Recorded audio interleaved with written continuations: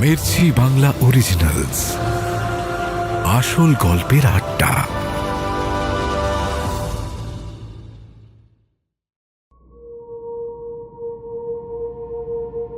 ঈশানকে চুপ করে থাকতে দেখে পলাশ জিজ্ঞেস করলো, অমৃতাকে ঈশান কোনোদিনও দেখেছে কিনা। ঈশান বলল, হ্যাঁ, অমৃতা আমার এক বন্ধুর প্রেমিকা ছিল। এর বেশি কিছু পলাশকে বলতে ঈশানের অস্বস্তি হলো। ঈশান পলাশকে জিজ্ঞেস করলো, ইন্টারভিউ শেষ করে পলাশের আর কোনো কাজ আছে কিনা। পলাশ বলল, সে শুধুমাত্র ইন্টারভিউ দিতেই কলকাতায় এসেছে। ঈশান ঘড়ির দিকে তাকিয়ে দেখল 11টা বাজে। ঈশান বলল, ওর হাতে আর সময় নেই, ওকে এক্ষুনি পলাশের সঙ্গে রানাঘাট যেতে হবে। পলাশ তো অবাক। ঈশান বলল, ও একবার পলাশকে সঙ্গে নিয়ে রানাঘাটে ওই বাড়িতে যেতে চায়, সেই জমিদার বাড়িতে। ওই বৃদ্ধ কেয়ারটেকারকে সামনে রেখে প্রশ্ন করতে চায়, বৃদ্ধ ওকে এত সব গল্প বানিয়ে বানিয়ে কেন বলল। পলাশ বলল, এখন বেরোলেও ওরা দুপুরের মধ্যে রানাঘাট পৌঁছে যাবে। আরও বলল, আমি বরং বাড়িতে একটা ফোন করে বলে দিই, ওরা খাবারের ব্যবস্থা করে রাখবে। আমরা রানাঘাট পৌঁছে আমাদের বাড়িতে বিশ্রাম নিয়ে খাওয়া দাওয়া করে তারপর না হয় জমিদার বাড়ির দিকে যাব। কিন্তু স্যার, আমি যে আপনাকে নিয়ে ওই বাড়িতে যাচ্ছি সেটা রানাঘাটে কাউকে বলবেন না স্যার, এমনকি আমার বাড়ির কাউকেও নয়। ঈশান বলল, পলাশের বাড়ি গিয়ে ওই জমিদার বাড়ি যেতে গেলে অনেক দেরি হয়ে যাবে। ও চায় দিনের আলো থাকতে থাকতে ওই বাড়িতে পৌঁছতে। ঈশান এইবার একটা ফাইল খুলে তার ভেতর থেকে অমৃতার ছবিটা বের করে পলাশকে দেখালো। পলাশ বেশ ভালো করে দেখল ছবিটা। ঈশান বলল, এই মেয়েটাকে চেনো কিনা দেখো তো। অনেকক্ষণ ধরে ছবিটা দেখেও পলাশ মনে করতে পারল না এই মেয়েটিকে ও রানাঘাটে কখনো দেখেছে কিনা। ঈশান বলল, এই মেয়েটি অমৃতা, ওর মা অদিতি ওই রানাঘাটের জমিদার বাড়ির মেয়ে। বৃদ্ধ কেয়ারটেকার সেই দিন অমৃতার ছবি দেখে চিনতে পারলেও পলাশ কোনোভাবে অমৃতাকে চিনতে পারল না। ঈশান দ্রুত ব্যাগপত্র গুছিয়ে নিল, পলাশকে বাইরে বসতে বলল, তারপর রুবেলকে ফোন করে ওর কেবিনে ডাকল। রুবেল এলে ঈশান জিজ্ঞেস করলো, রুবেলেরও আজ সারাদিনে কোনো কাজ আছে কিনা। রুবেল ব্যাপারটা বুঝতে পারল না। ঈশান এবার রুবেলকে কেবিনের বাইরে পলাশকে দেখিয়ে বলল, ওই যে ছেলেটা রানাঘাটে থাকে, রানাঘাটের ওই জমিদার বাড়িতে যেখানে আমরা গেছিলাম, ওই বাড়ির সম্পর্কে অনেক কিছু জানে। ছেলেটিকে নিয়ে আমি রানাঘাট যাচ্ছি। আমার মনে হচ্ছে এই পুরো ব্যাপারটার পেছনে কারোর একটা ষড়যন্ত্র রয়েছে। কেউ আমাদের ইচ্ছে করে ভয় দেখাচ্ছে, জানিস। সে যেই হোক, আমায় তার পরিচয় জানতেই হবে, তাকে সামনে নিয়ে আসতে হবে, তার আসল উদ্দেশ্যটা কি সেটাও জানতে হবে। রুবেল ভয় পেল, বলল, সত্যি যদি এটা ঈশানের বিরুদ্ধে কারোর ষড়যন্ত্র হয় তাহলে ঈশানের একা রানাঘাট যাওয়াটা ঠিক হবে না, রুবেলও ওর সঙ্গে যাবে। ঈশান এই প্রস্তাবটাই রুবেলকে দেবে বলে ভাবছিল।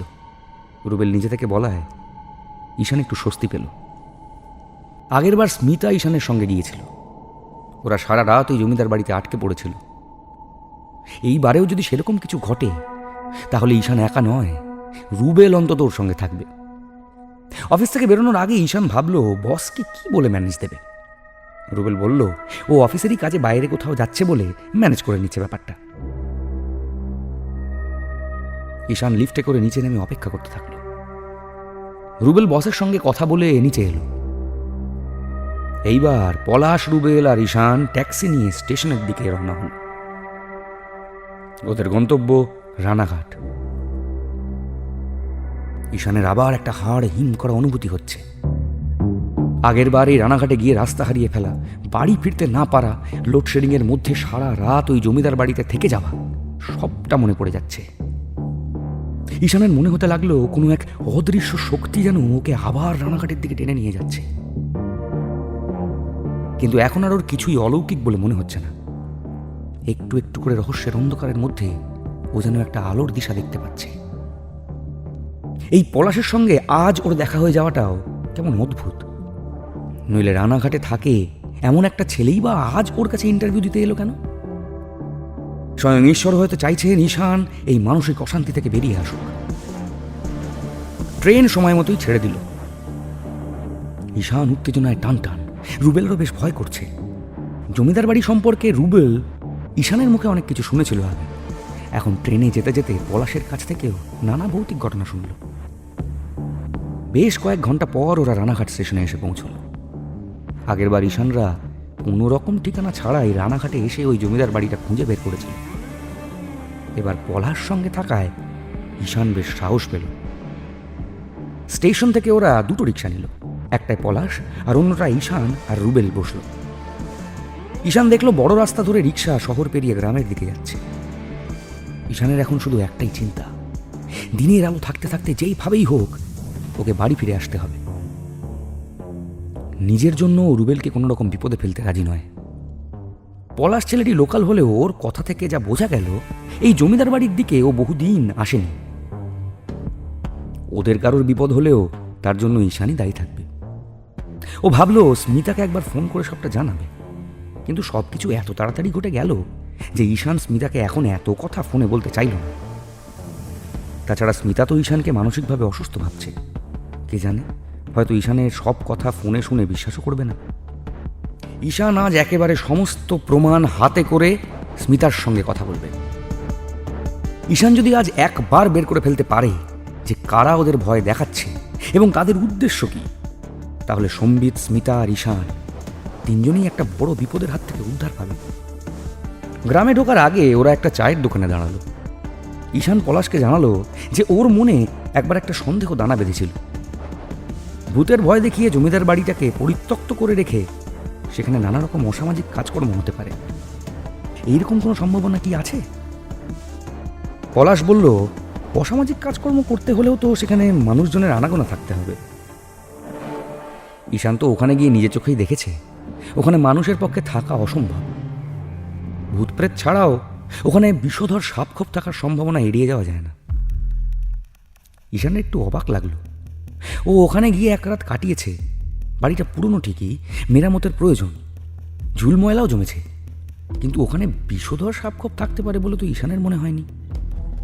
বরং কেয়ারটেকার লোকটি যে ঘর দুটোতে স্মিতা আর ঈশানকে শুতে দিয়েছিল সেই ঘর দুটো তো বেশ পরিষ্কার পরিচ্ছন্নই ছিল।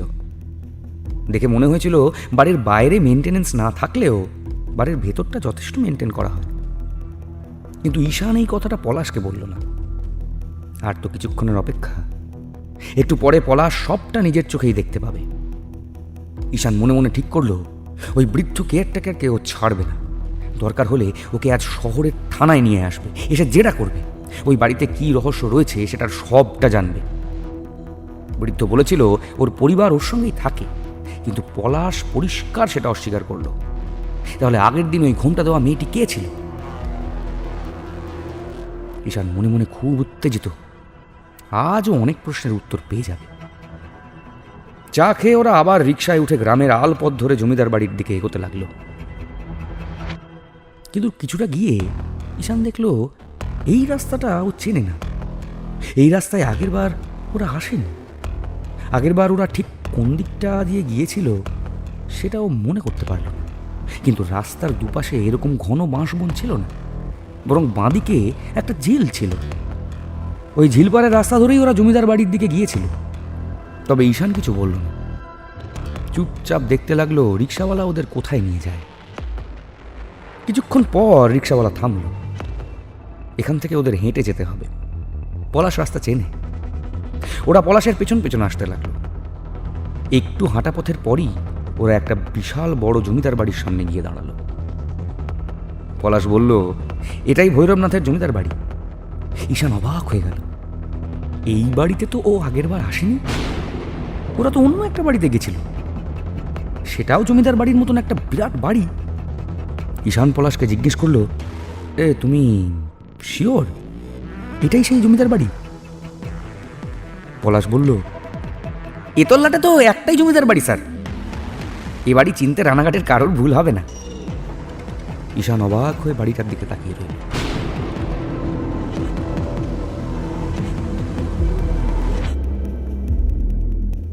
ঈশান এবার বলতে বাধ্য হলো যে এই জমিদার বাড়িটা সেই জমিদার বাড়ি নয় যেখানে ওরা আগের বার এসেছিল। পলাশ বলল, সেটা তো অসম্ভব, এখানে তো একটাই জমিদার বাড়ি আছে, এবং এই জমিদার বাড়ির গল্পই তো লোক মুখে প্রচলিত। ঈশান ভালো করে চারপাশটা দেখল। না, ওর কোনো ভুল হচ্ছে না। আসার সময় রিক্সাতেই ওর রাস্তাটা অচেনা লেগেছিল। এখন বাড়িটার সামনে এসে ও নিশ্চিত হলো যে এই জমিদার বাড়ি আর যেই বাড়িটায় ও আর স্মিতা গিয়েছিল দুটো এক নয়। ঈশান বলল, আচ্ছা এই জমিদার বাড়িতে ওই বৃদ্ধ কেয়ারটেকার আছে? পলাশ বলল যে ও তো এই বাড়িতে বহুদিন আসেনি, কিন্তু বৃদ্ধ এখানেই থাকে বলে ও শুনেছে। ওই কেয়ারটেকারের ভরসাতেই তো এই বাড়িটা আছে। ওরা বাড়ির ভেতরে ঢুকল। বেশ একটু গা ছমছম করা পরিবেশ। পলাশ যা বলছিল তা সত্যি। এখানে বিষধর সাপখোপ থাকাটা একেবারেই অস্বাভাবিক নয়। ওরা বাড়িটার চারদিকে তাকিয়ে দেখল। ঈশান বুঝল আগের জমিদার বাড়িটার থেকে এই বাড়িটার বাইরেটা আরও ভাঙাচোরা এবং অপরিচ্ছন্ন। একতলার ঘরগুলো সব তালা দেয়া, তালাগুলোতেও মরচে পড়ে গেছে। দরজা জানলাগুলো থেকে গাছ গজিয়ে গেছে। বোঝাই যাচ্ছে বহু বছর এই ঘরগুলো খোলা হয় না। এখানে কোনো মানুষ থাকতে পারে বলে মনে হচ্ছে না। রুবেল প্রথমবার রানাঘাটের এই জমিদার বাড়িটা দেখছে। এতক্ষণও এই বাড়িটা সম্পর্কে নানা ভৌতিক গল্প শুনেছে। প্রথমবার বাড়িটার ভেতরে ঢুকে রুবেলেরও গা ছমছম করছে। পলাশ এবার চিৎকার করে কেয়ারটেকারকে ডাকতে লাগলো। বেশ কিছুক্ষণ পর এক বৃদ্ধ ভদ্রলোক বেরিয়ে এলো। ওনাকে দেখে ঠিক কেয়ারটেকার বলে মনে হলো না। মনে হলো উনি এই বাড়িরই মালিক। বৃদ্ধ ওদের দিকে ঘোলাটে চোখে তাকিয়ে রইল। ঈশান অবাক হয়ে ওনাকে দেখছে। পলাশ ঈশানকে দেখিয়ে বলল, দাদু, ও দাদু, এই বাবুকে চিনতে পারছো? তিনি কয়েকদিন আগে এখানে এসেছিলেন, এক রাত থেকেও গেছেন। বৃদ্ধ কিছু বলার আগে ঈশান বলল, পলাশের কোনো ভুল হচ্ছে। উনাকে ঈশান চেনেন না। আগেরবার উনি ছিলেন না। পলাশ অবাক, তা কি করে সম্ভব? ঈশান বলল, আরে আমি বারবার বলছি না এটা সেই জমিদার বাড়ি নয় যেখানে আমি গিয়েছিলাম। পলাশ এবার কেয়ারটেকারকে বলল, এটাই ভৈরবনাথের জমিদার বাড়ি তো? বৃদ্ধ শুধু বলল, কোনো সন্দেহ আছে? ঈশানের আবার সব গুলিয়ে যাচ্ছে। রুবেল বলল, এই ঈশানদা, ভালো করে মনে করে বলো তো, এই বাড়িটায় আসুনি? ঈশান বলল, অসম্ভব, আমি নিজে যেখানে এক রাত থেকেছি সেই জায়গাটা চিনতে পারবো না। ওই জমিদার বাড়িতে যে কেয়ারটেকার আমাদেরকে রান্না করে খাইয়েছিল সে সম্পূর্ণ অন্য এক ব্যক্তি। কিন্তু আমি বুঝতে পারছি না জমিদার বাড়িটা রাতারাতি পাল্টে গেল কি করে। ঈশান জানতে চাইল এই বাড়ির বাকিটা কোথায় থাকে। কেয়ারটেকার জানালেন, রানাঘাট শহর থেকে এতটা পথ ভেতরে এসেছেন ওরা, অথচ এই জমিদার বাড়ির গল্প শোনেননি, এটা তো হতে পারে না। রানাঘাটের অলিতে গলিতে কান পাতলে এই জমিদার বাড়ির ইতিহাস শোনা যায়। এই বাড়ির গল্প না জেনে কেউ এখানে আসে না। যদিও এ বাড়ি সম্পর্কে যা যা গল্প হাওয়ায় ভাসে সেগুলো শুনে এখানে কেউ আসার সাহস দেখায় না। ঈশানের খুব অস্বস্তি হচ্ছে। ওর মনে হচ্ছে এখন যদি স্মিতা থাকতো তাহলে ও বলতে পারতো ঈশান যা বলছে ঠিকই বলছে। ঈশান বুঝতে পারছে ওর কথা রুবেল বা পলাশ কেউই বিশ্বাস করছে না। ঈশান এবার রুবেলকে আলাদা করে ডেকে এনে বলল, ওর ব্যাপারটা গুলিয়ে যাচ্ছে। এটা সেই জমিদার বাড়ি নয়, আর এই বৃদ্ধও সেই বৃদ্ধ কেয়ারটেকার নয়। ওর কোনো ভুল হচ্ছে না। রুবেল বলল, কেয়ারটেকারকে জিজ্ঞেস করে দেখা যাক ওরা এই জমিদার বাড়ি সম্পর্কে যে গল্প শুনেছে এই বৃদ্ধ সেই একই গল্প বলে কিনা। ঈশান এবার বৃদ্ধের কাছে গিয়ে বলল, আমরা এই জমিদার বাড়ি সম্পর্কে সব গল্পই জানি, তবু আপনার মুখ থেকে একবার শুনতে চাই। বৃদ্ধ বলতে শুরু করল, আপনারা যা যা শুনেছেন সবই ঠিক। এ বাড়ির বংশধরেরা কেউ বেঁচে নেই। এক দেবত্ব সম্পত্তি বিক্রি করার অপরাধে ওনাদের ওপর অভিশাপ নেমে এসেছিল। তারপর থেকে বাড়ির বংশধরেরা সবাই অপঘাতে মারা যায়। ওদের একমাত্র শেষ বংশধর বিদেশে থাকে। সেই বাড়িটা বিক্রি করে দিতে চেয়েছিল, আমি করতে দিইনি। আমারও তো এই ভিটেতেই জন্ম, তাই একটা মায়া পড়ে গেছে। সে ছেলেও আমার ভরসাতেই এই বাড়ি ফেলে রেখেছে। ঈশানের মনে পড়ল আগের যে বৃদ্ধ কেয়ারটেকারকে ও দেখেছিল সেও একই কথা বলেছিলেন। ঈশান এবার জানতে চাইল এই বাড়িতে কোনো মেয়ের কলকাতায় বিয়ে হয়েছে কিনা। যে ডিভোর্সের পর মেয়েকে নিয়ে এখানেই ফিরে এসেছিল। বৃদ্ধ একটু চুপ করে থেকে বলল, এই বাড়ির কেউই আর বেঁচে নেই। মেয়েদের অনেক আগেই বিয়ে হয়ে গেছে। ওরাও আর কেউ বেঁচে আছে কিনা জানি না। বিয়ে হওয়ার পর ভুলেও ওদের মধ্যে কেউ আর এই বাড়ির ধারে পাশে আসেনি। কেউ আর কোনো যোগাযোগও রাখেনি। কিন্তু নিশ্চিত করে বলতে পারি, এ বাড়ির কোনো মেয়ের কলকাতায় বিয়ে হয়নি। ঈশান এবার একটু অবাক হলো। আগের বৃদ্ধ বলেছিল অদিতি অর্থাৎ অমৃতার মা ডিভোর্সের পর মেয়েকে নিয়ে এখানে এসেছিল। ওই মেয়ে পরে আবার কলকাতায় ফিরে গিয়েছিল, কলকাতাতেই আত্মহত্যা করে মারা যায়। মেয়ের মৃত্যুর পর অদিতি আবার এই রানাঘাটের বাড়িতে ফিরে আসে। এইখানে এসে মহামারীতে অমৃতার মায়ের মৃত্যু হয়। কিন্তু ওই গল্পটার সঙ্গে তো এই বৃদ্ধের কথার কোনো মিল নেই। কোনটা সত্যি আর কোনটা মিথ্যে ঈশান কিচ্ছু বুঝতে পারছে না। ঈশান এবার ওর পকেট থেকে অমৃতার ছবিটা বের করে বৃদ্ধকে দেখালো। জিজ্ঞেস করলো এই মেয়েটিকে উনি চেনেন কিনা। বৃদ্ধ কেয়ারটেকার ঘোলাটে চোখে অনেকক্ষণ ধরে অমৃতার ছবিটা দেখল। তারপর ছবিটা ঈশানের হাতে দিয়ে বলল, এই বংশের কেউ নয় এটুকু বলতে পারি। রানাঘাট শহরে এই মেয়ের বাড়ি কিনা বলতে পারবো না, কিন্তু এই বাড়ির সঙ্গে মেয়ের কোনো সম্পর্ক নেই। ঈশান পলাশকে জানালো ওর হাতে আর বেশি সময় নেই। দিনের আলো শেষ হওয়ার আগে ওকে ওই জমিদার বাড়িটা খুঁজে বের করতে হবে যেটাতে ওরা আগের বার গিয়েছিল। কিন্তু পলাশ জানালো এই চত্বরে আর তো কোনো জমিদার বাড়ি নেই। তাতে ঈশান বলল, জমিদার বাড়ি না হোক, জমিদার বাড়ির মতন দেখতে এরকম পুরনো আর কোনো বাড়ি আছে কিনা। এবার বৃদ্ধ কেয়ারটেকার বলল, একটা বাড়ি আছে, এদের বংশেরই এক পূর্বপুরুষ বানিয়েছিল। তখন জমিদারির বেশ রমরমা ছিল, তাই দেওয়ান কর্মচারী আর ঠাকুর চাকরদের জন্য একটু দূরে গ্রামের আরেক দিকে জমিদার বাবু পেল্লায় পেল্লায় মহল বানিয়ে দিয়েছিলেন। ওগুলোর মধ্যে একটা প্রায় জমিদার বাড়ির মতোই বড়। ওটা ছিল ওনার বাইজি বাড়ি। জমিদারের উপপত্নীরা সবাই ওখানেই থাকতেন। এই বৃদ্ধ ওদের রাস্তাও বলে দিল, ঠিক কোন দিক দিয়ে গেলে ওই মহলগুলো পড়বে। ওরা ওখান থেকে বেরিয়ে এলো। বেরোনোর আগে ঈশান কেয়ারটেকারকে জিজ্ঞেস করলো ওনার পরিবারের কেউ কি ওনার সঙ্গে থাকেন। বৃদ্ধ একটা দীর্ঘশ্বাস ফেলে বললেন, ওনার তিন কুলে আর কেউ নেই, এই বাড়িতে উনি থাকেন একাই। রুবেল জানতে চাইল যে উনিই বা একা একা এইভাবে এই পোড়ো বাড়িতে পড়ে আছেন কেন।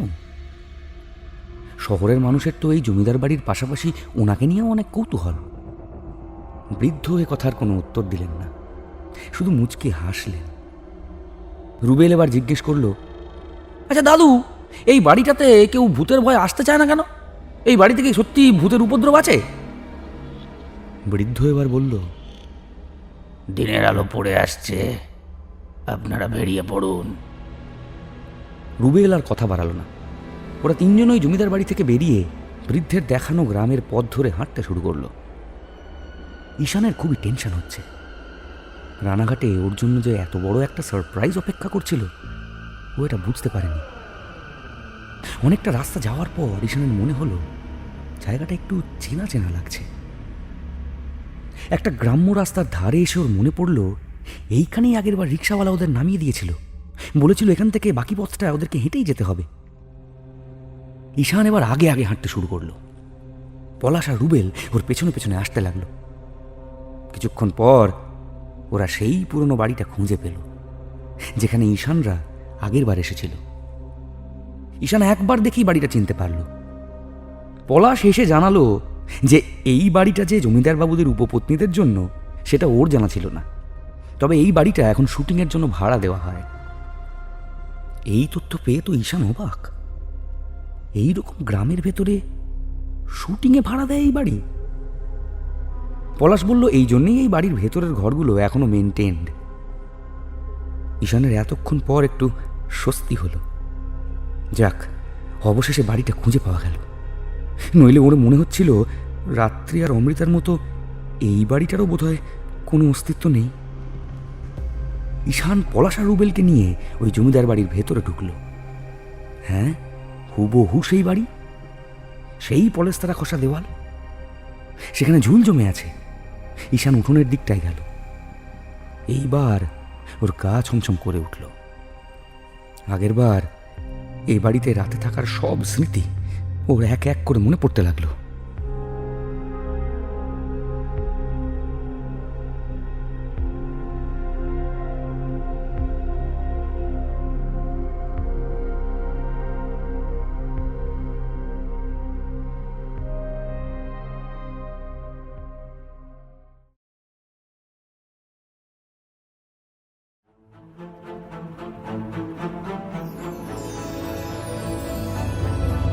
মির্চি বাংলা অরিজিনালস, আসল গল্পের আড্ডা।